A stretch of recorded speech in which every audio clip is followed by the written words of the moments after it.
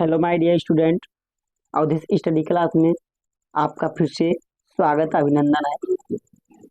आज का मेरा नया सीरीज है ऐसी कंप्यूटर टेक सीरीज, जिसके थ्रू मैं आपको इंट्रोडक्शन ऑफ कंप्यूटर के बारे में बताऊंगा।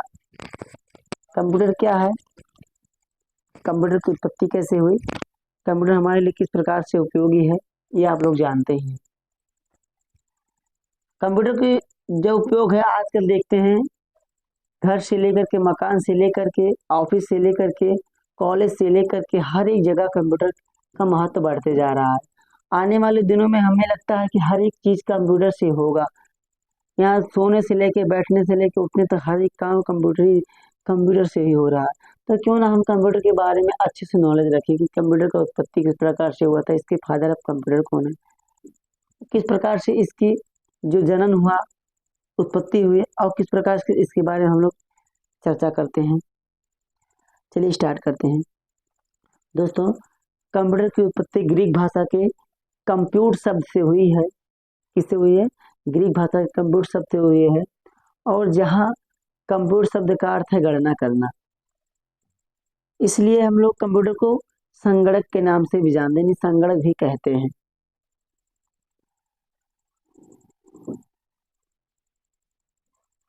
और कंप्यूटर के जनक हैं चार्ल्स बेबेज। कंप्यूटर के जो जनक हैं चार्ल्स बेबेज हैं, जिनका जो जन्म लंदन में होता है, लंदन के इंग्लैंड में हुआ था। ठीक है। और इनका जो जन्म हुआ था 1791 में, और इनकी जो मृत्यु हुई थी 1871 में हुआ था। ठीक है।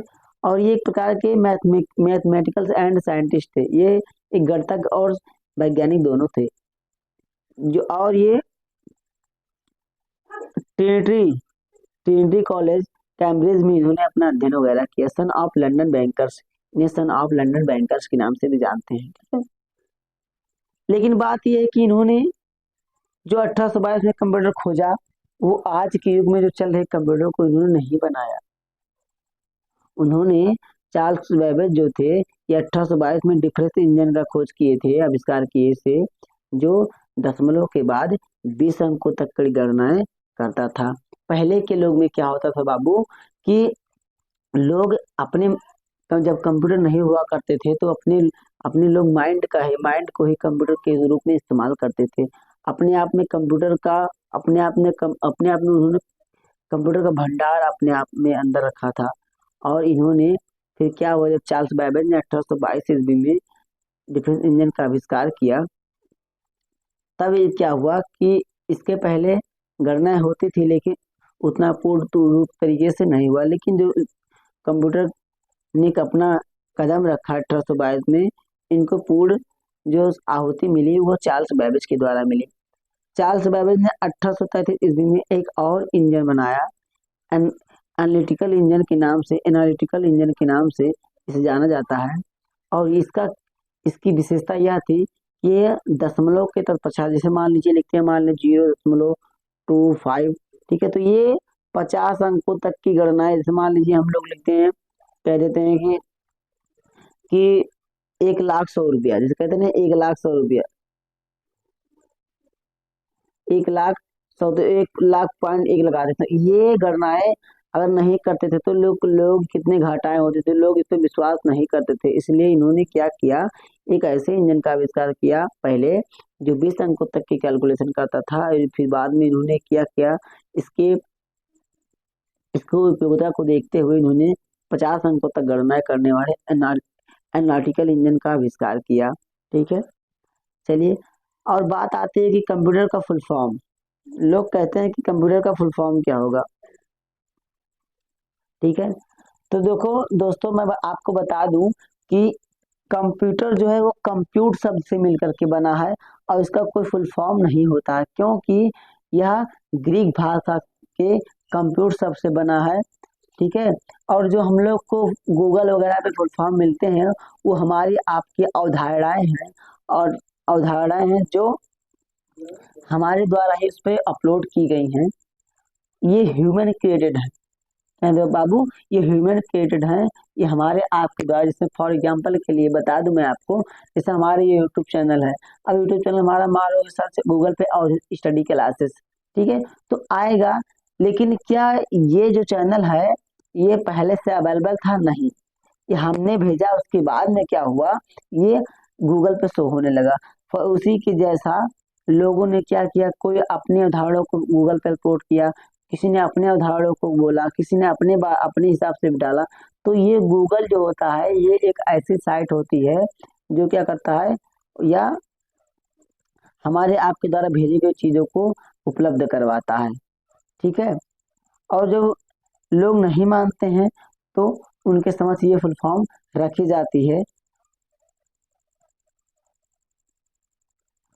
कि कंप्यूटर, सी से कॉमनली, ठीक है, ऑपरेटिंग, एम से मशीन, पी से पार्टिकुलरली या पार्टिकुलर, दोनों ही सही होगा, यू से यूज्ड फॉर, टी से टेक्निकल, ई से एजुकेशन, आर से रिसर्च।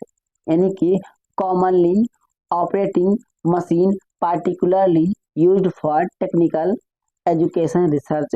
हिंदी में आमतौर संचालित यंत्र, विशेष रूप से प्रयुक्त तकनीक, शिक्षा और अनुसंधान।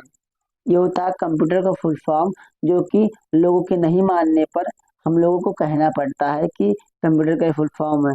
हालांकि कंप्यूटर कोई फुल फॉर्म होता ही नहीं है। ये हमारे आपके द्वारा भेजी गई मनोवृत्तियां हैं जो हम लोग अपने आप से बना करके और अपने हमारे जैसे आप जैसे लोग गूगल पर अपलोड कर दिए या साइटों पर भेज दिए हैं, हम लोगों को मानना पड़ता है। अब बात आती है कि कंप्यूटर की परिभाषा की। तो हम कंप्यूटर की हम तीन तरह की परिभाषाओं, लोग कहते हैं कि परिभाषा आखिर कौन सी परिभाषाएं सही होंगी। देखिए, समझाने के लिए हम लोग अपने अपने तरह के तरीके से उदाहरण को दे करके लोगों को संतुष्ट करते हैं। लेकिन क्या होता है कि जब ट्रिपल सी का एग्जाम होता है तो ट्रिपल सी में मेन जो टॉपिक होता है कंप्यूटर का, जो मेन रीजन होता है, जिस तरीके से कंप्यूटर प्रसिद्ध होता है, उसके अवधारणा को लेकर के और वो परिभाषाएं बनती हैं और वही परिभाषाएं ट्रिपल सी में पूछी जाती हैं। चलो देखते हैं। परिभाषा एक क्या कहता है कि कंप्यूटर एक इलेक्ट्रॉनिक डिवाइस है। कंप्यूटर एक इलेक्ट्रॉनिक डिवाइस है जो हमारे द्वारा दिए गए इंस्ट्रक्शन को, यानी कि जो हम लोग देते हैं, टाइप करते हैं, वो इनपुट फॉर्म में एक्सेप्ट करता है और आउटपुट के रूप में डिस्प्ले करता है। यानी कि हम लोग मान लीजिए कुछ लिख, जैसे मान लीजिए कि कीबोर्ड से हम लोग टाइप कर दिए राम या मैन, ठीक है, तो वो इन पहले एक्सेप्ट करेगा इनपुट के रूप में, उसके बाद वो मॉनिटर पे या डेस्कटॉप पे डिस्प्ले करेगा, तो वो आउटपुट के रूप में शो होगा। ठीक है। और दूसरा जो डिफिनीशन है, ये भी एकदम बेहतरीन डिफिनीशन है कि कंप्यूटर एक इलेक्ट्रॉनिक डिवाइस है जो डेटा को संग्रहित और संसाधित करता है। बस वही चीज है, थोड़ा बहुत मॉडिफिकेशन इसमें हो गया है। कंप्यूटर एक इलेक्ट्रॉनिक डिवाइस है, क्या है, एक इलेक्ट्रॉनिक डिवाइस है जो डेटा को संग्रहित और संसाधित करता है। यानी कि जो डेटा जो हम लोग टाइप करते हैं वो हमारा कच्चे तत्व के रूप में वो डेटा होता है, वो कंप्यूटर संग्रहित कर लेता है और फिर उसमें उसको प्रोसेस करता है, तो संग्रहण के चलाता है फिर। ठीक है। तो ये प्रक्रिया क्या कहलाती है, ये कंप्यूटर की परिभाषाएं होती हैं। ठीक है। और जो प्रक्रिया होती है इसे बोलते हैं ईडीपी, डेटा से संग्रहित करना और सूचना में परिवर्तित करना, ये ईडीपी कहलाता है। आगे देखेंगे आप लोग, चिंता जिन करिए। अगला क्वेश्चन क्या है, यानी कि क्वेश्चन है अगला डिफिनीशन। ठीक है, क्वेश्चन हम लोग आगे देखेंगे अगले वाले सीरीज में। तीसरा डिफिनीशन जो है ये वेरी वेरी मोस्ट इंपॉर्टेंट है, ये ट्रिपल सी में पूछा जाता है कि कंप्यूटर एक इलेक्ट्रॉनिक डिवाइस है जो अंकगणितीय और तार्किक गणनाएं करता है। कंप्यूटर का एक इलेक्ट्रॉनिक डिवाइस है जो अंकगणितीय का मतलब होता है कि संख्याएं से एक से लेकर 9 तक की संख्याओं या फिर और अदर संख्याओं के लेकर के उसमें जोड़ घटाना गुणा भाग की जाए। ठीक है, वो होता है अंकगणितीय होता है।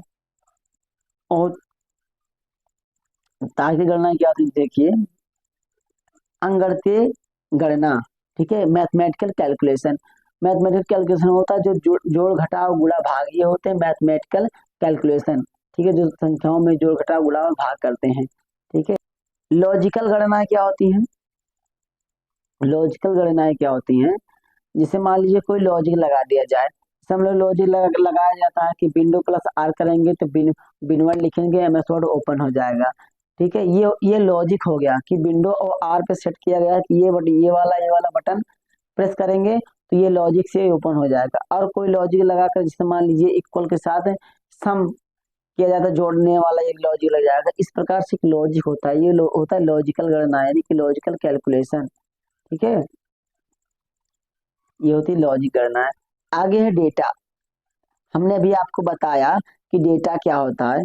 तो डेटा डेटा का मतलब होता है बुनियादी तथ्य और आंकड़े, या आमतौर पर कच्ची जानकारी होती है जिसे केवल बुनियादी संख्याएं बुनियादी संख्याएं या टेक्स्ट शामिल होते हैं। कंप्यूटर में या विभिन्न प्रकार की फाइलों के रूप में हो सकता है, जैसा कि चित्र, टेक्स्ट हो गया, ग्राफिक और वीडियो होगा। यानी कि बाबू मान लीजिए रो फैक्ट, क्या हुआ रो फैक्ट, हम लोग मान लीजिए डाटा को कंप्यूटर में दिए, ठीक है, रो फैक्ट के रूप में, किसमें, रो फैक्ट के रूप में। जो हम लोग जो हम लोग कंप्यूटर में डाटा को एंट्री करते हैं, कि इनपुट के रूप, चाहे माउस हो कीबोर्ड हो, इस तरीके से कंप्यूटर में इंटर कराते हैं, तो हमारे वो जो हमारे वो डाटा होते हैं रॉ फैक्ट के रूप में जानते हैं, कच्ची जानकारी के रूप में जाते हैं। और उसके बाद में या किसी तरीके से सीपीयू में जाता है, सीपीयू जाने के तत्पश्चात ये सीपीयू में प्रोसेस होता है, क्या होता है, प्रोसेस होता है। और प्रोसेस होने के तत्पश्चात क्या होता है कि ये पक्की जानकारी के रूप में डिस्प्ले करता है, मॉनिटर पर डिस्प्ले करता है आउटपुट के रूप में। ठीक है, ये होती है पक्की जानकारी। तो कच्ची जानकारी और पक्की जानकारी, यानी कि जो हमारा जो डेटा होता है वो रो फैक्ट के रूप में हम लोग क्या करते हैं, डेटा को रो फैक्ट के रूप में, कच्ची जानकारी के रूप में इनपुट के रूप में देते हैं, और वह सीपीयू में प्रोसेस होता है, और प्रोसेस के तत्पश्चात वह इंफॉर्मेशन के रूप में, सूचना के रूप में, यानी कि पक्की जानकारी के रूप में आउटपुट मिलता है। और इसी प्रक्रिया को, यानी कि डेटा को, रॉ फैक्ट को, यानी कि डेटा को सूचना में बदलने तक की प्रक्रिया को हम लोग ईडीपी के नाम से जानते हैं। किस नाम से, ईडीपी के नाम से जानते हैं।